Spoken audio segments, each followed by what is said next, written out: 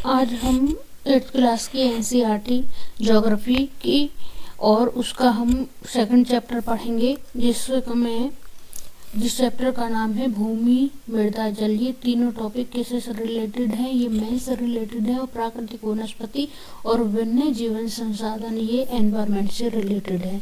तो आइए करते हैं। ध्यान रखिए एक फैक्ट वो कि विश्व की 90% जनसंख्या 30% भूभाग पर रहती है और 70% भाग या तो जनसंख्या वहां पर विरल है या वो क्षेत्र निर्जन पड़ा हुआ है। आगे देखिए, आगे हम बात करते हैं भूमि के यूज की।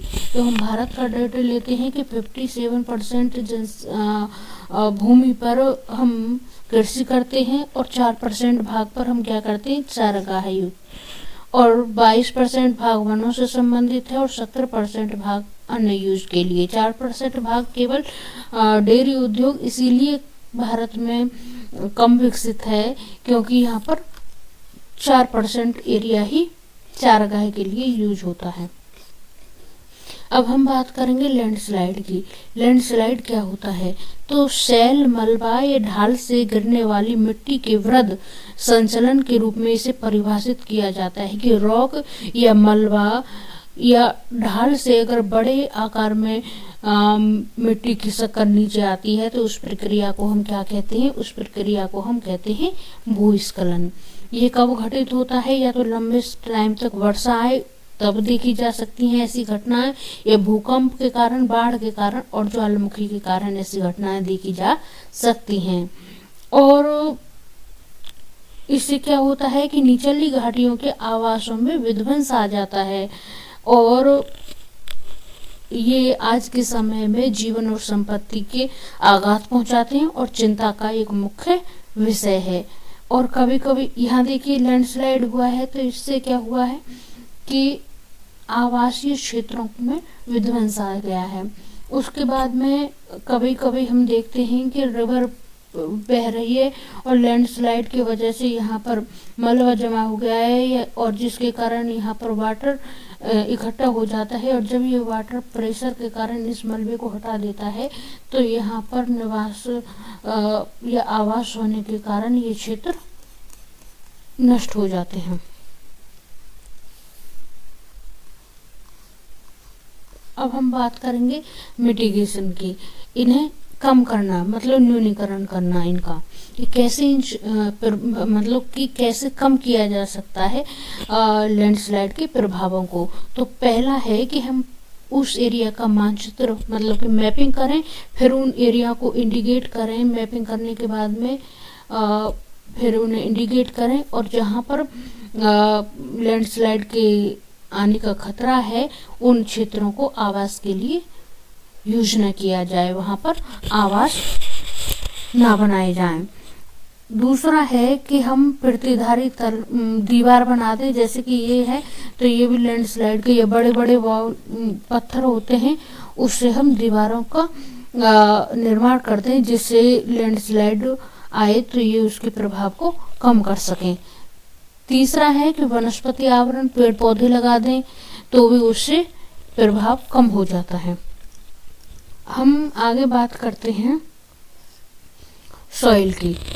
तो सॉइल का फॉर्मेशन कैसा होता है कि पहले पेरेंटियल रॉक, जनक चट्टान, कोई भी चट्टान होती है, जब चट्टान अब टूटती है, टूटने के बाद में वेदरिंग चट्टान पदार्थ बनता है।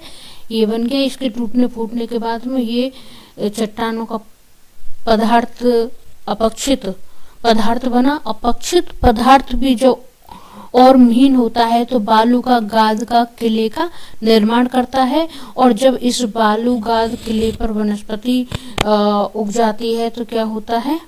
ऊपरी मृदा का निर्माण होता है जिस पर आप देखेंगे वनस्पति वगैरह उगते हैं। और 1 सेंटीमीटर मृदा के बनने में सैकड़ों वर्ष लग जाते हैं। अब हम बात करेंगे कौन कौन से कारक जिम्मेदार हैं जिसके कारण मिट्टी का फॉर्मेशन होता है। तो एक तो जनक सेल पेरेंटियल रॉक जिम्मेदार है, फिर उसका रंग, उसका गठन कैसे हुआ, उसमें कौन से रासायनिक गुणधर्म पाए गए, उसमें खनिज किस मात्रा में है, उसकी पारगम्यता को निर्धारित करते हैं कि चट्टान कौन सी है और उसका गठन कैसे हुआ है और उसमें कौन कौन से रासायनिक पाए गए हैं, कौन कौन सी मतलब ये कौन कौन से में उसमें मिनरल्स हैं, वो सब निर्धारित करते हैं कि बेसाल चट्टान है, ज्वालामुखी से बनी चट्टान है। ये सब चट्टाने के निर्माण और उससे बनने निर्माण और बाकी उस चट्टान का गठन मिट्टी के फॉर्मेशन के लिए जिम्मेदार है। उसके बाद में उच्चावच और ढालवी मृदा के निर्माण को निर्धारित करते हैं। कैसे कि अगर कोई ढाल तीव्र है तो यहाँ ये सॉइल अपर्दित होकर, ये चट्टानें अपर्दित होकर यहाँ पर अधिक मिट्टी का निर्माण करेगी। अगर ढाल जेंटल है तो मिट्टी का निर्माण कम होगा। उसके बाद में वनस्पति कैसी है, प्राणी जात, सूक्ष्म जीव, ये सभी भी क्या करते हैं, मिट्टी के निर्माण में सहायक हैं।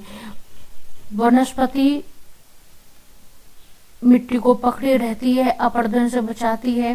प्राणी जात एक स्थान से दूसरे स्थान तक मिट्टी के संचलन के लिए जिम्मेदार है, तो मिट्टी निर्माण में ये भी जिम्मेदार है। उसके बाद में समय, मृदा, समय एक महत्वपूर्ण फैक्टर है कि अगर सॉइल के फॉर्मेशन में टाइम ज़्यादा लगेगा तो मिट्टी की लेयर मोटी बनेगी, कम टाइम मिलेगा तो कम मोटी बनेगी। ऊपर भी बताया गया है कि सैकड़ों वर्ष लग जाते हैं 1 सेंटीमीटर मृदा को बनने में। उसके बाद में जलवायु, तापमान, वर्षा भी जिम्मेदार हैं। जैसे कि सर्दियों में चट्टानें सिकुड़ती हैं, गर्मी में फैलती हैं, जैसे उसमें चटकन आती है, टूटती हैं, अपर्दित होती हैं, फिर मिट्टी का निर्माण होता है। तो ये सभी फैक्टर इसके लिए जिम्मेदार हैं। आगे देखते हैं कि मिट्टी के अपरदन को कैसे रोका जा सकता है और उसका संरक्षण कैसे किया जा सकता है। ये ना मृदा का निम्नीकरण और संरक्षण के उपाय। तो मल्चिंग करके, मल्चिंग मतलब ये है कि अगर 2 वनस्पति पेड़ यहाँ पर उग रहे हैं तो ये बीच के एरिया को अपरदित होने से कैसे रोका जाए, तो इसको हम क्या कर सकते हैं, इसको हम ढक सकते हैं, पिरवाल से ढकी जा सकती है, जिससे मृदा की आर्द्रता रुकी रहे और मृदा का अपरदन कम हो या मृदा का अपरदन ना हो। अब हम बात करेंगे, दूसरा है वैदिक फार्मिंग। ये क्या होता है कि तीव्र ढालों पर बनाई जाती हैं ये घाटियां, और ताकि सपाट सतह फसल उगाने के लिए उपलब्ध हो जाए, जिससे प्लेन एरिया बन जाए वहां पर और फसलों को उगाया जा सके, और जिससे पृष्ठीय प्रवाह और मृदा अपरदन कम हो सके, जिससे कि जो लेयर है सॉइल की वो कम अपरदित हो और वहां पर प्लेन एरिया बन जाए। दूसरा है कि समुच्चय रेखीय जुताई, कंटोर फार्मिंग, कि कतारों में लाइनों में जुताई करके कृषि की जाए तो भी मिट्टी का अपरदन रोका जा सकता है। एक होता है काउंटर बैरियर।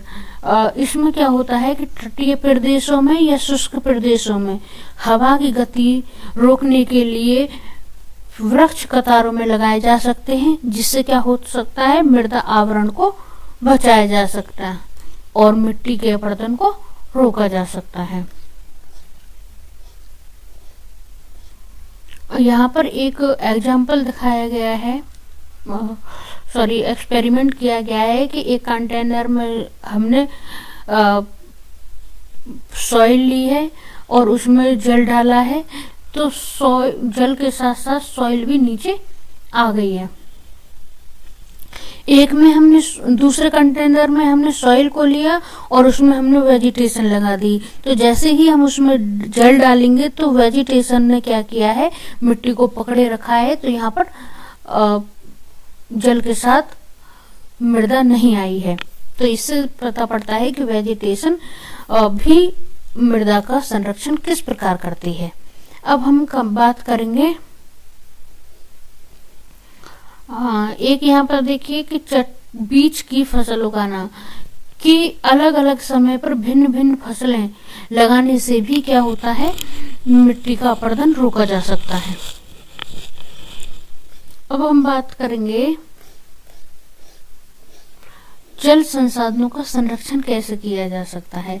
तो जल को कैसे बचाया जा सकता है, तो पहले हम बात करेंगे जल कैसे दूषित होता है। तो आंशिक रूप से या शोधित वाहित मल, या तो कम शोधित किया गया हो या अशोधित जो मल सहित वाटर है, या तो उसको कम शोधित किया गया है या नहीं किया गया है। कभी कभी आपको कृषि रसायनों का भी विसर्जन आपको जल में देखने को मिलेगा। उसके बाद में औद्योगिक क्षेत्रों से निकलने वाला, उद्योगों से निकलने वाला जल भी संदूषक का करता है। और इसमें कौन कौन से फैक्टर जिम्मेदार है, नाइट्रेट धातु, पीड़कनाशी जल, पीड़कनाशी दवाएं जल को प्रदूषित करती हैं। और इसको कैसे रोका जा सकता है, तो पहले इसे बाहरी प्रोसेस कर दिया जाए, जल को उपयुक्त विधि से संशोधित कर देने से प्रदूषण रोका जा सकता है जल का। दूसरा फैक्टर है जल को बचाने का, आपने स्प्रिंकलर सिंचाई सुनी होगी, फुहारे वाली सिंचाई से जल बचता है। और एक ड्रिप इरिगेशन आपने सुना होगा, टपकन विधि से सिंचाई करना। इससे क्या होता है, जल कम बर्बाद होता है और फसल अच्छी होती है, और जल कम उड़ता है जलवाष्प के कारण सूखे वाले क्षेत्रों में। आगे हम देखेंगे कि आपने सुना होगा कि इबुप्रोफेन और डिक्लोफिनेक और एस्पिरिन, ये सब दवाएं पशुओं को दी जाती थी। पीड़कनाशी दवाएं हैं, जिससे पशुओं के मरने के बाद जब उनका अपमार्जन होता था तो उन्हें गिद्धों खाने के कारण गिद्धों की किडनी फेलियर से गिद्धों की संख्या में कमी आई। अब हम बात करते हैं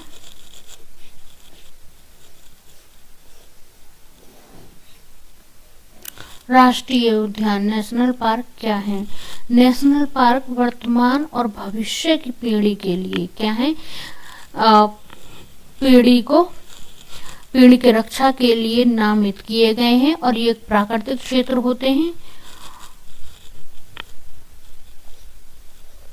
और जैव मंडल नीचे क्या होते हैं, ये एक संतुलित एरिया होता है जो